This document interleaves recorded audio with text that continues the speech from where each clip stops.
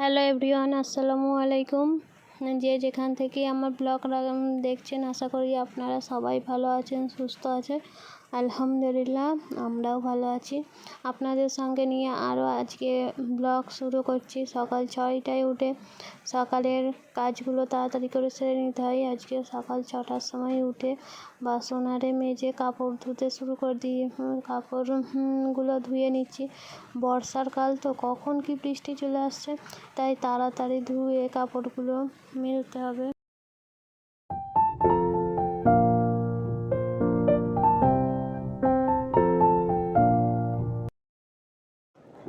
জামিলের ড্রেসগুলো শুকনো করতে দিয়ে দিচ্ছি। এই বৃষ্টি হচ্ছে, এই রোদ হচ্ছে, তাই যতটা তাড়াতাড়ি ধুয়ে মেলা যায় তাড়াতাড়ি শুকনো হয়।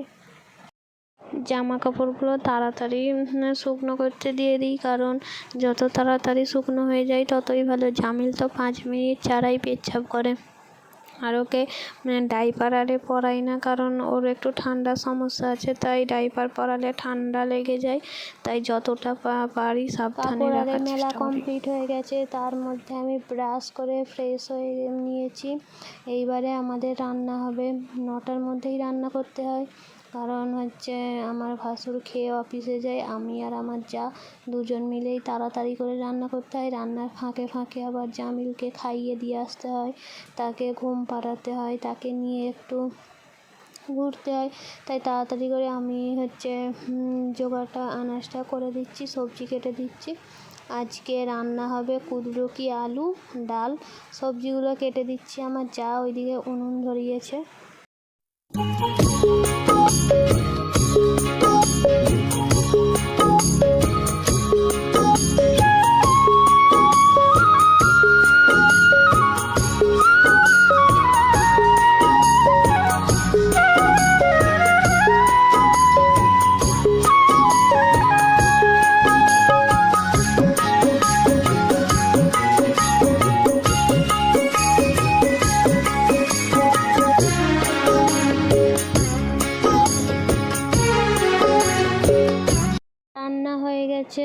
রান্না হয়ে যাওয়ার পরে জামিল এখনও ঘুমাচ্ছে। সেই ফাঁকে আমি জামিলের খাতাগুলো গুছিয়ে নিচ্ছি, কারণ ও উঠে খাবে, ওর পেছনে একটু টাইম দিতে হয়। তাই যেই সময় ও ঘুমিয়ে থাকে সেই সময় ফটাফট করে কাজগুলো সেরে নিই, কারণ যাতে আমি ওকে সময় দিতে পারি। বাচ্চাদের সঙ্গে যত সময় দেবে, যত কথা বলবে, ওরাও বন্ধুর মতো হয়ে উঠবে। আসলে মা হওয়ার পরে আমার ধৈর্যটাও অনেক বেড়েছে, সহ্য ক্ষমতা বেড়েছে। আগে এত ধৈর্য সহ্য ক্ষমতা কিছুই ছিল না। মা হওয়ার সঙ্গে সঙ্গে অনেক পরিস্থিতি বুঝতে পারছি।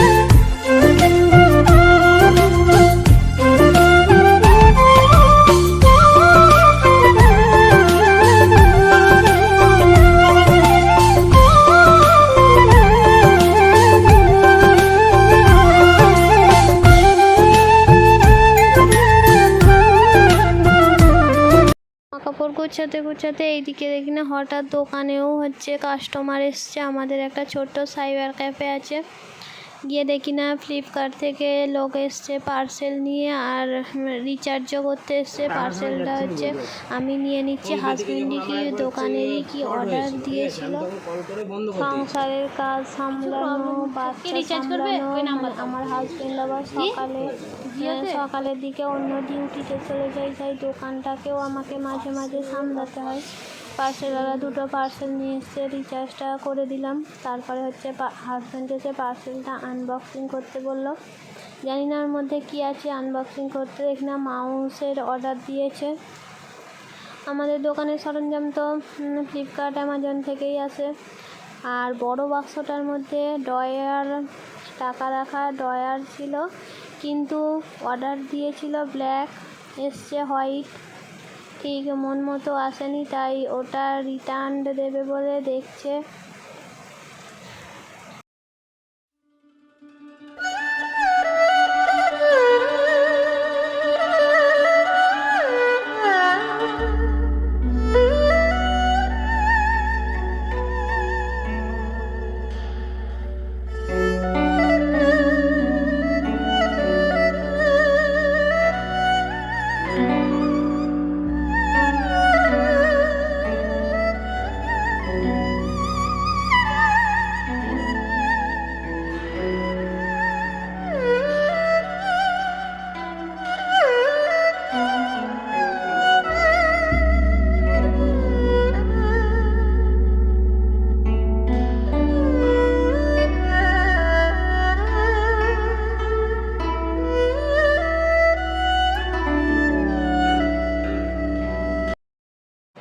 এইদিকে দেখি না বাজার করে এনেছে, হচ্ছে বাজার করে এনে আমাকে ডাকছে বাজারগুলো নিয়ে নেওয়ার জন্য। সন্ধ্যার সময় বাজার করে এনেছে। এখানে দেখি কি কি বাজার এনেছে। ব্যাগ ভর্তি বাজার এনেছে। এর মধ্যে লঙ্কা, পটল, বরবটি, করলা এইসব আছে।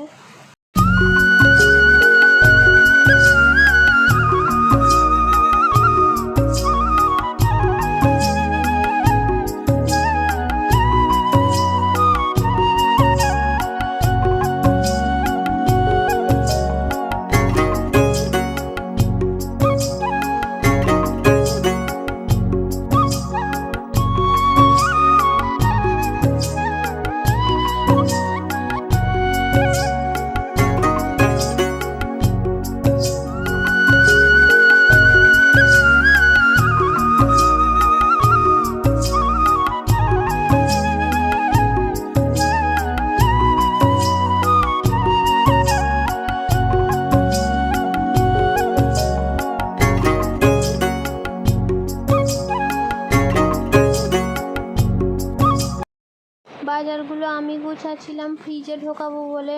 হচ্ছে ফ্রিজে ঢোকানোর জন্য চিকের মধ্যে ফ্রিজে ঢুকিয়ে রাখলে সবজিগুলো মানে শুকনো হয়ে যায়নি, টাটকাই থাকে। তাই আমি গুছাচ্ছিলাম। এইদিকে হচ্ছে আমার জায়ের ছেলে এসে বললো তুমি রাখো, আমি গুছিয়ে দিই এইগুলো। সে একটা একটা করে সবগুলোই চিকে পুড়ছিল। সেদিকে তার মা হচ্ছে ফ্রিজে ঢুকিয়ে দিচ্ছিলো। আমি আমার জায়ের ছেলে আর সব একসঙ্গেই থাকি। জয়েন্ট ফ্যামিলি থাকার মানে একটা আনন্দটাই আলাদা। আমার যা আর আমি দুজনে মানে খুব বন্ডিংটা খুবই ভালো। আমার যা হচ্ছে আমার দিদির মতো। আমার তো দিদি নেই, তাই আমি আমার যাকেই দিদি বলি, তারও কোনো দিদি বা বোন নেই, সেও আমাকে বোনের মতো ভালোবাসে। তাই দুজনেই সংসারের সমস্ত কাজ মিলেমিশে একসাথে করে ফেলি। আর হ্যাঁ, হচ্ছে যেই সারাদিনে যেই সব কাজগুলো করি সেইগুলোই আপনাদেরকে দেখাই। আর যদি ভিডিওটা ভালো লেগে থাকে লাইক করবেন, কমেন্ট করবেন, শেয়ার করবেন। প্লিজ সাবস্ক্রাইব করতে ভুলবেন না, পাশে থাকবেন। এই বলেই আজকের ব্লগটা আমি শেষ করছি। আল্লাহ হাফেজ, সবাই ভালো থাকবেন।